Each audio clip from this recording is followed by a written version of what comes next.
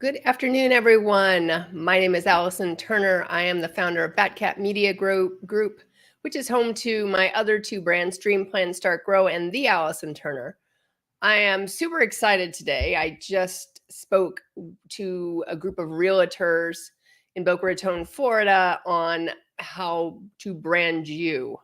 And I wanted to jump on and just share a couple of points that I talked about because it's so much easier today to brand yourself than it's ever been, and brand yourself and brand your company, because ultimately, like, I am often the face of my company. Now I do have a video producer, Jack, who also goes out and networks and brings business in as well, but I started it out without him and I was the face of the company.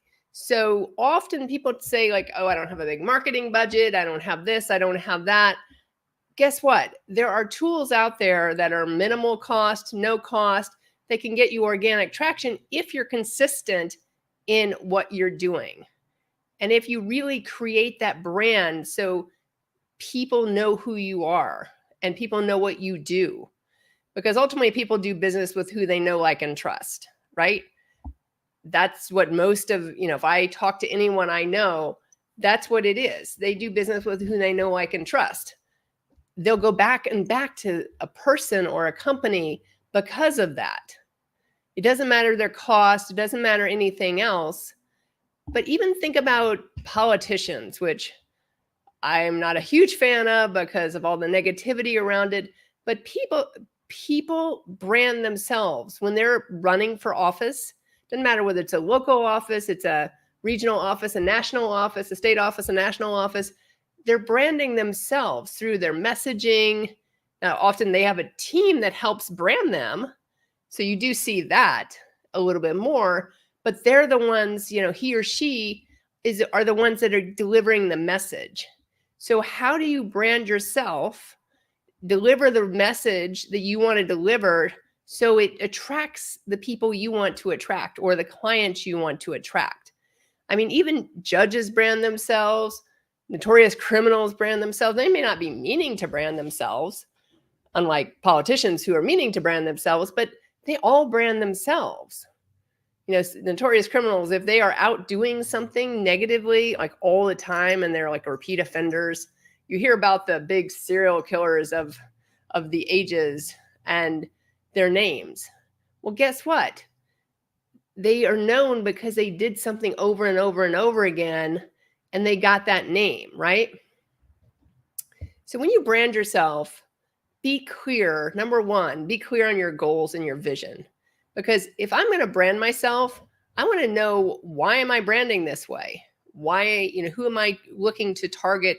Who is my market? All those things, but also, where do I want to go with this? What are my goals? So with the real estate agents I was speaking to today, I gave the example of, hey, we're in the fourth quarter of 2023. We're getting ready for 2024. Set your revenue goals now. Like, what do you want to make in 2024? And then back that out to what you need to do each quarter to get there. Because only so many people are going to become your clients, whether they're listing a house with you, whether they are buying with you, whatever it is. Only so many of the people you touch are going to become clients and customers. So how many people do you need to touch? And how many different ways can you touch them? Meaning video, contact in, like, networking groups, marketing materials. You get those postcards in the mail. All those things are different contact points, right? But they all brand an agent. And just like I can brand myself through speaking, through giving speeches, through live streaming, all these different things, but how do they brand themselves? And how do you brand yourself? Because even if you're a speaker, you're working for someone else and you're wanting to move up in that industry, branding is super important because you want to stand out from the crowd. You don't want to be in this big crowded pool of people, or companies. You want to stand out so you look like the only choice to your ideal client. Number two, refine your value-driven purpose. Most people, I shouldn't say all people, but a lot of people buy on value. They're looking to see, what are you offering? What value is in it for me? What value do you bring to the marketplace? All those different things. I mean, especially, again, I was speaking to realtors today, in their market, yeah, they may have different commission rates, but, if you work for a brokerage, what value is the brokerage bringing to you? Is it through the broker? Is it through education? Is it through their technology? All those different things matter, right? What makes you different? How do you express that difference when you're out? If I ask you, what are you the expert in? Can you answer that question confidently? Can you answer that question boldly? And then how do you refine your market so they see your value clearly? Meaning, the more niche down I can be, meaning, hey, I'm bringing all this value. So if I'm bringing it as a business coach, let's talk about that. I know that I want to touch people that are wanting to start a business and are newer in business, or someone that wants to brand themselves in business, all those pieces. But people have to see value. So one of the ways they can see value is in, hey, I'm giving you some information right now. Hey, there's other ways they can see value. They maybe see it through blogging. Maybe they've heard me speak. All these different ways bring value. And then ultimately what we talk about and what I can help them with and make them more visible, right? So how do you bring your value so people can see it clearly? And then ultimately, how do you become that individual in the blue ocean versus the red ocean? So there's a whole marketing strategy called the blue ocean strategy, where the premise is that a lot of us compete in the red ocean where there's a ton of competition. You have that cutthroat mentality, I guess the blood and guts type of thing. Instead, like, hey, why don't you try and get to the blue ocean? How do you get over here where there's less competition, where you're not going to a networking event and you're one of, for me, 5 marketing companies, or a realtor, 5 real estate agents? All those types of things matter, right? And then how do you tell the story around what you do? Like, why did you get into what you got into?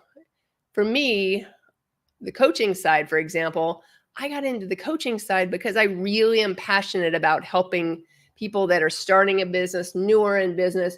Maybe they've been in business, but they're still in kind of that startup phase, because there's people that have been in business maybe 5 years, but they still are acting in the startup phase because of where they are, or someone that maybe wants to start a business. And I'm passionate about that because I wish I had had that mentor back 10 years ago when I started this business, because I know I would be so much further along if I had had that mentor. So I want to help others get further along more quickly. And that's why I'm passionate about it. And that's how I build my story, and why my story may be unique versus another story. But what is your story? How do you tell it? How are you authentically sharing your story? If you were in real estate, why did you get into real estate? Is it just to make money? Was it to do something else? Was it, hey, you had a really bad experience in real estate, when you hired a realtor? All those things can be stories and why you get into something. But you want to touch whoever's on the other side so they understand and they mesh with your story. They attract to that story, because sometimes it's their story too. So what better way to bring those people into you, right? And then number 4, networking and partnerships. I mean, I still do a ton of networking. I have partners from the standpoint of people that maybe do complementary business. So I have a printer that I use religiously. So I may send him business, right? And then sometimes he'll send me business because he doesn't do, say, like websites or something. And sometimes his customers are like, hey, we need a website. Like, who do we talk to on this? And, vice versa. Someone needs a printer. I may say, hey, you want to go over here to get your printing done? Those are those kind of partnerships. And you build those through networking. You build those through getting out there, getting your message known, connecting to people who are passionate the same way you're passionate. And then finally, number 5, demonstrate. So when you're branding, ultimately you have to demonstrate what you're doing. You can demonstrate that through graphics. You can demonstrate that through speaking. You can demonstrate through live streaming, something like this. You can demonstrate through having a podcast. There's so many different ways to demonstrate. And with the tools today, with AI tools, with our phones, and I've talked a lot about this in the last few videos I've done about how easy it is now that it wasn't easy before. 10 years ago, it was much harder to do. I didn't have the tools like this where I could actually do a great video and use an app to add the captions on there. All that I had to pay a video editor to do. I can still do that, but how easy it is to build an organic following if you're consistent. There's a whole premise of that if you're consistent in marketing and you're consistent in getting your message out, that is more important than being the best at what you do. Because you could be the best at what you do and no one knows who you are. Guess what? You're not going to get any business. But if you're good at what you do and you get that message out consistently, whether it's through networking, through building partnerships, through online marketing, through doing live streams like this, through doing, clipping shorts out of your live streams and sharing those on social media. There's so many ways today to get the message out. And if you don't know what to do, go to a tool like ChatGPT and type it in and ask a question. You can ask a question about your industry, whatever that is, and say, hey, what are 5 things that someone wants to know about buying their first home? They're going to spit out 5 things. You can choose to like 2 or 3 of them. Maybe you like all 5 of them. And then you can create content. You can create a blog. You can create social media content. You can create video content. There's so many things then you can create just from that one question on ChatGPT. And now you have content to put out there on different platforms. So building your brand has never been easier, ever been easier.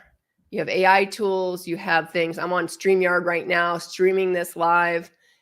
There are so many tools that I can use to get my message out. I will take this video and I will cut short clips out of it and share those across different social media platforms and then get more viewers because I'm putting it out consistently.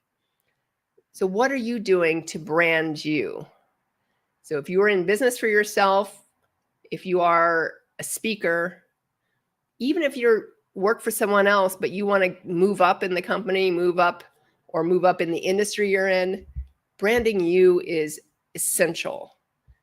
So think about what your next steps are to brand yourself. If you have any questions, please reach out to me. You can go to batcatmedia.com. I'll drop this on here. Go to batcatmedia.com. I do have a contact form there. You can fill that out. I'm happy to meet with you for 15, 30 minutes and brainstorm some things about you and your industry. I hope you have a great rest of your afternoon. Happy Thursday, and I will speak to you again soon. Bye for now.